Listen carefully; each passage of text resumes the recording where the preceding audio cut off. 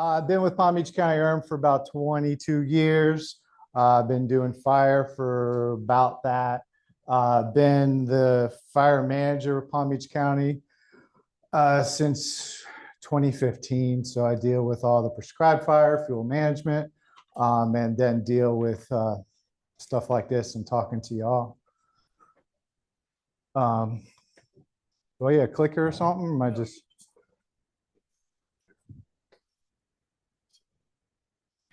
Okay, cool. So wildland urban interface, basically everything I have is wildland urban interface. Not all of it is as bad or as hard as some of it is.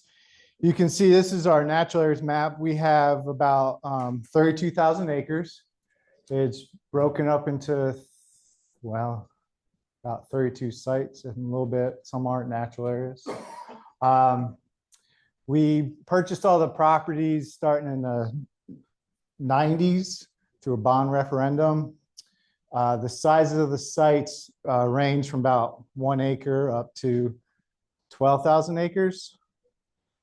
We started most of the acquisition down the south end of the county because that's where it was most developed. Those are a lot of our little scrub islands, which we'll be talking about mostly today. And then as time went up, we were able to purchase our larger items up at the north part of the property. As you can tell, this is all my smoke management sensitive areas. This was actually the map was probably done at least 10 years ago. To take a step back, when we started buying our properties, there was under 1 million people living in Palm Beach County. As of this year, we have 1.5 million residents. And a shocking number that I looked up is, as far as visitors, 9 million a year, which is crazy. So you can tell, the South County sites, the real small ones, some of them are just totally surrounded by smoke sensitive areas. I got highways, I got hospitals, nursing homes. Fire is definitely is difficult to put in place. There's South County. So yeah, previous one was North County. This is South County. So these are a lot smaller. They're scrub areas, totally surrounded. And like I said, this was a while ago, so now it's even worse. Our fire program started in the early 90s. We were getting some acres, some burns in, but then as we progressed, after our hydrological, a lot of our restoration and acquisition of properties, we were able to crank up our acreage and to get more fire on properties.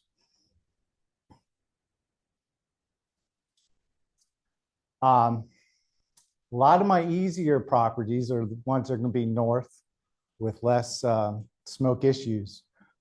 But I am able to get on those Goldilocks days, which are rare, when the winds are right, the dispersion's right. I don't have any large public events, get some urban interface in there. So it has to be that, I call it the Goldilocks days. The weather's right.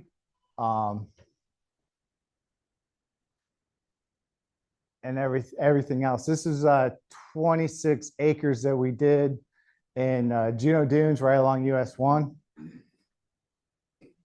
And one of the things that we deal with, and I try to focus on, is the public. And I don't want to take some of the later presentations, their message, but educating and notification is my biggest thing. So every year, I send this out to the mail routes in the areas around our properties. And it used to be that it was just a simple white piece of paper and it said, over the next year, we're going to try to burn 5 acres and it's going to be over here. It's going to be on this wind and be very specific. Well, when I kind of took over, I didn't like that idea. I kind of wanted to make it broader. I wanted to give myself more options but I also wanted to make it more educational. So while this site, I might not burn every year, I might not burn every 5 years. Every year, these residents are getting this notification. And how I do that is, fortunately, I have the resources through our county. I have a graphics department, and then we send it out on these different mail routes. But the main focus is the who, what, when, why, and trying to give them a message that we're not just going out and burning properties. This is what we're doing and why we're doing it. And whether or not they are still there, living there, every year they're getting this education, they're getting this message. So it's important for us just to repeat it. It's got the pretty graphics. I'm sorry, I'm kind of cold with this temperature. So, and then we do a storybook with the pictures. I give them a map of the location, kind of give them, you know, that fire is happy fire. It's a rebirth. It's not destructive.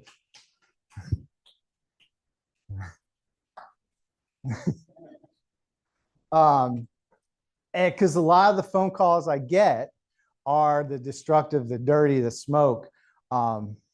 So we send this out, and then I'll end up getting some phone calls, and literally true story.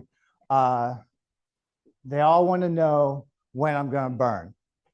What day are you going to burn? I need to know because my dog has asthma. I'm blind in one eye. The story goes on because a lot of our residents are older and retired, and they have nothing to do but worry. And they watch the news. So what are they seeing? What's going on in California? So I use that message of California, as much as I hate to use that message, but I said, we are preventing that. And I go into more detail of what we're going to do, why we're going to do it, and kind of further on this message that I'm sending to them.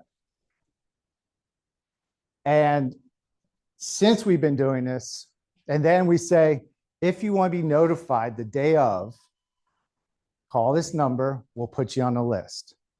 And it used to be that we had huge number of residents that we had to call. Fortunately, now technology is going to email. So it's less, but I have an admin that would call the day before, let them know, and then they're like, oh, can you call me back? So we're not going to burn. And we're just like, it's no big deal. If we don't burn, you're ready. Go ahead and continue on, go to the mall, go have extra coffee at the IHOP. And as time has gone on with doing this notification, we get less and less folks that want to be notified the day before.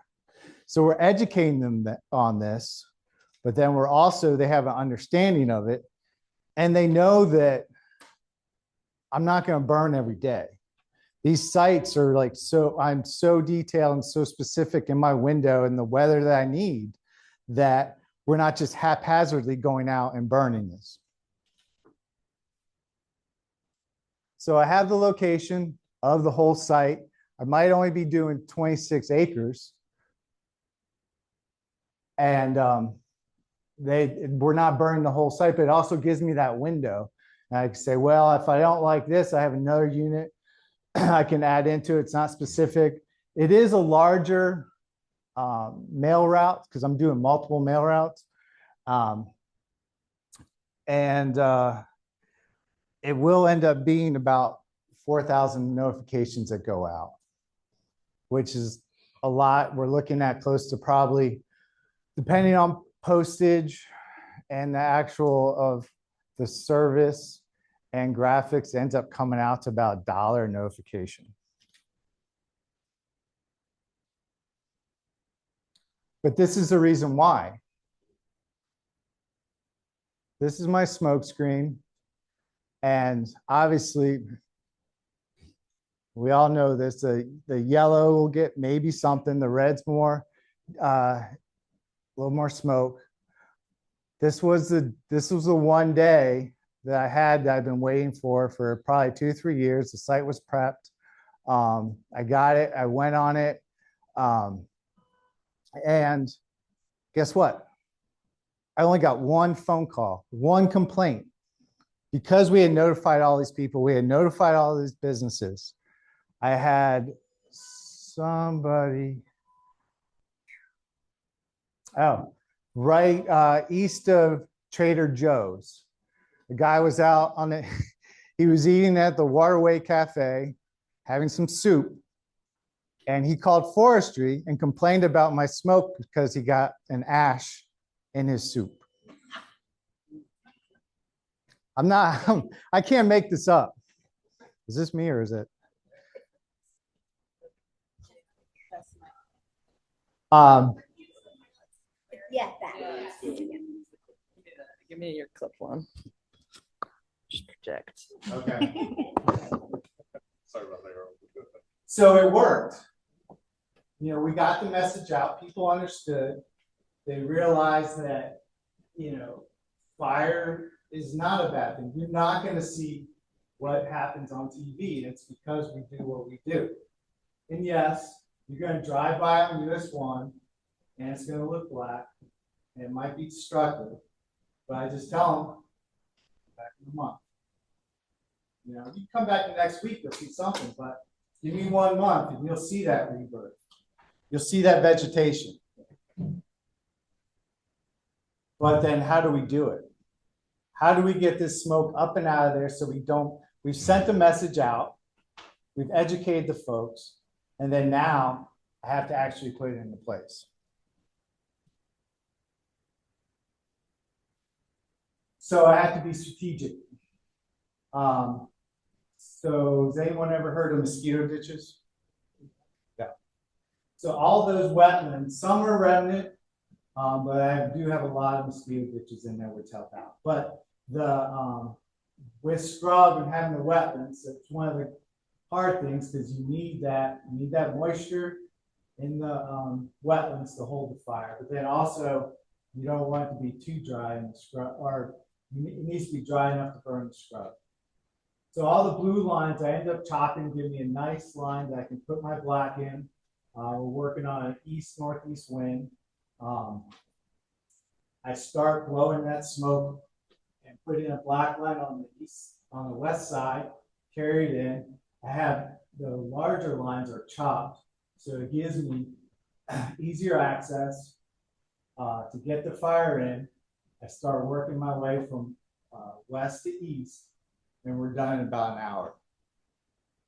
So we got that smoke out of there. We were done by lunchtime. But one of the problems that we're seeing with the scrub is that because we're waiting for that ideal conditions for us to burn, doesn't mean historically that's how it burned. So we all know scrub fires are going to be a catastrophic stand replacing fire, right? It looks amazing. It looks dramatic. But it probably needs to be at more extreme for this small, for this habitat. It needs to be drier. You know, it probably maybe need a little more wind, but we can't burn in those conditions. We can't replicate the actual conditions that it did historically at this level, at this size of the burn. So we've had a hard time seeing the actual objectives met. It does get a little bit of a moonscape. It does get burnt. It looks good, but it comes back really fast.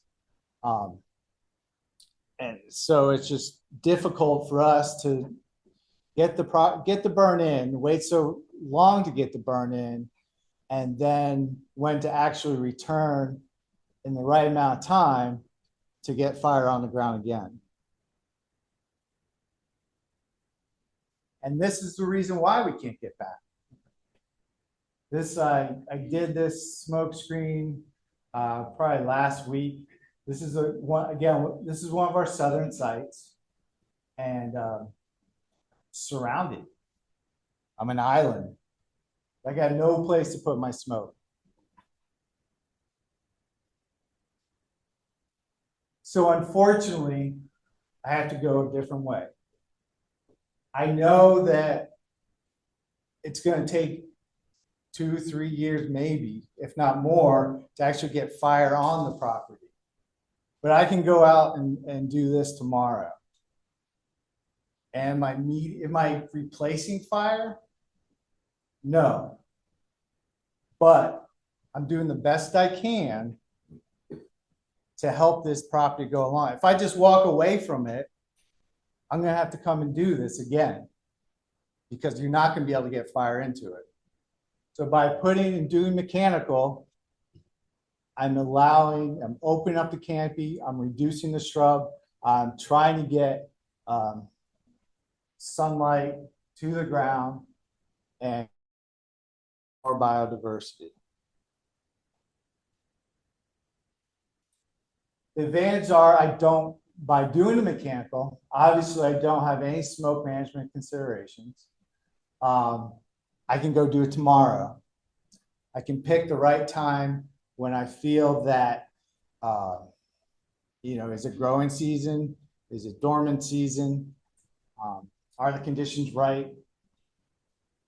I don't have to wait for that perfect Goldilocks day. And I can try to get the vegetation right and look at, as far as looking my aerials, what it was like before. And one of the cool things now with technology is we can actually go back and look at the aerials and use GIS to be more strategic. We can actually come up with a plan on where we want to do the reduction. So we're not just doing the entire site.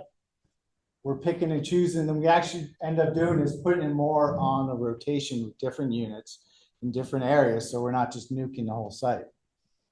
And again, this goes to public perception. It's ugly, we're killing everything. And I try to explain to them, like I said to you, we're not replacing fire, but it's the best thing I can do. And I have the biologists who are the site managers. They want me to burn, they want me to burn. And I'm like, well, we can wait for years to try to get it. And it's just, I don't know if we'll get it. And then if we are able finally to get it burned, guess what? I don't know if I'll be able to get back. And one of my selling point to the public and even some of our biologists is they all drive by the natural areas and what do they see breaking through the fence? But the gopher tortoise. Why are the gopher tortoise coming out? The gopher tortoise is crossing the road. They're all over the place. Well, gopher tortoise need food. So what I tell I'm not going to give her a nickname. One of our neighbors that doesn't like, yeah, she is up there, thinks what we're doing is ugly, we're killing everything. What are the gopher tortoises going to eat? And after she tosses a couple mangoes over, and we have to tell her she can't do that. She's doing the right thing. I explained to her that I'm trying to give them food. The chopping is actually, I'm trying to promote the grasses. And yes, it's ugly, but this is all I got. We do have some species that are coming back that haven't been seen on the site before, the Florida lupine. The site managers have never seen it.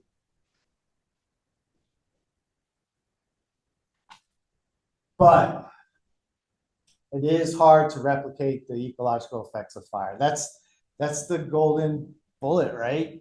That's why we're here. This is what we want to do.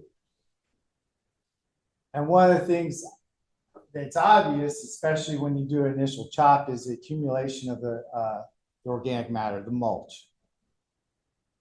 And that changes everything too. It just changes nutrients. You're covering up the sand. You don't have those sandy areas. That's where your biodiversity is going to be. That's where your grasses are going to be.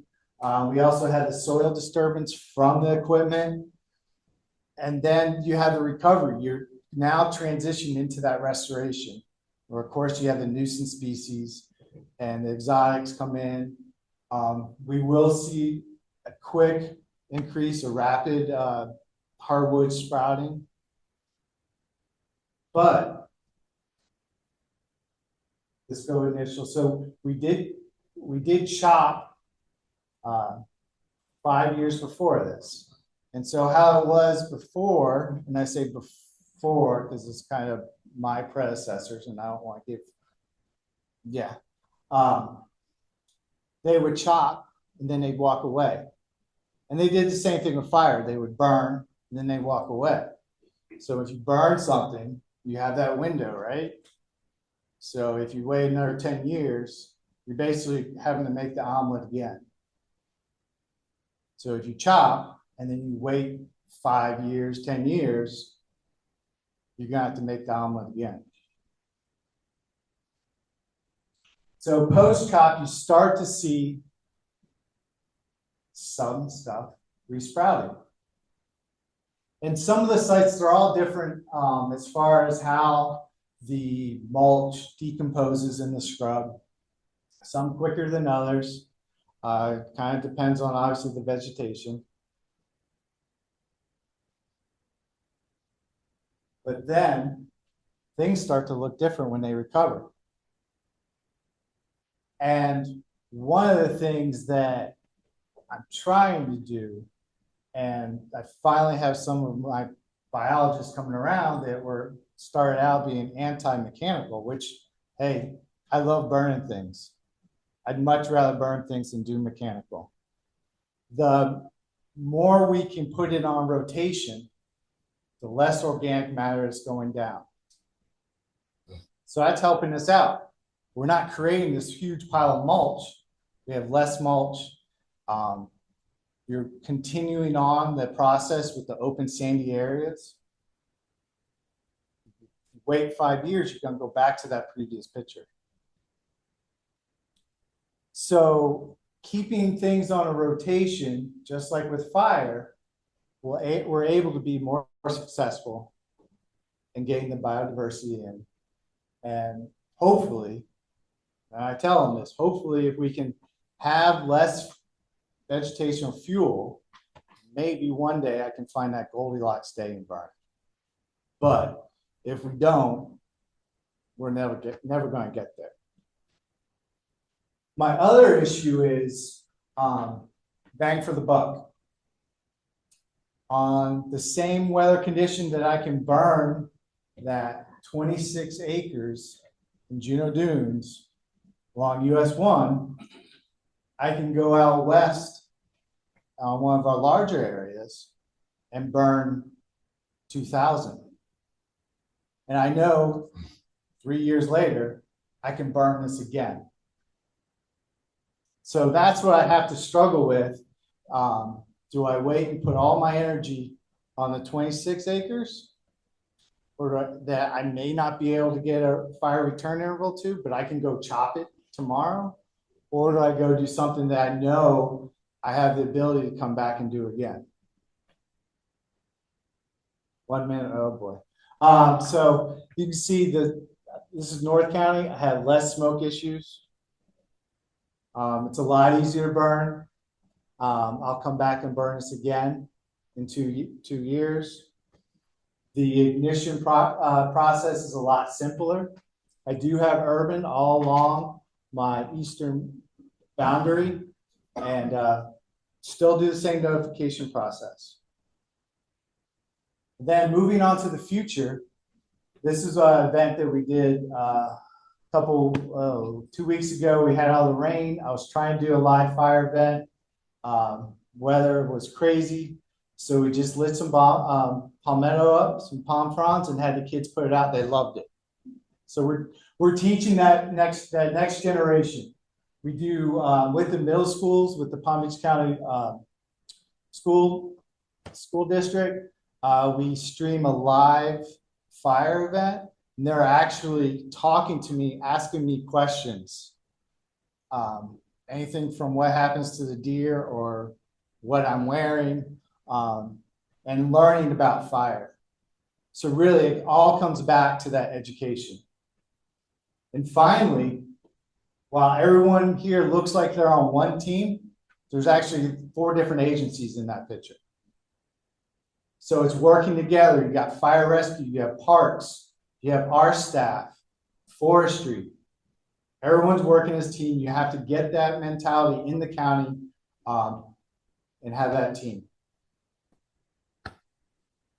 And then that was a shot that the Palm Beach Post took at that Juno Dunes fire.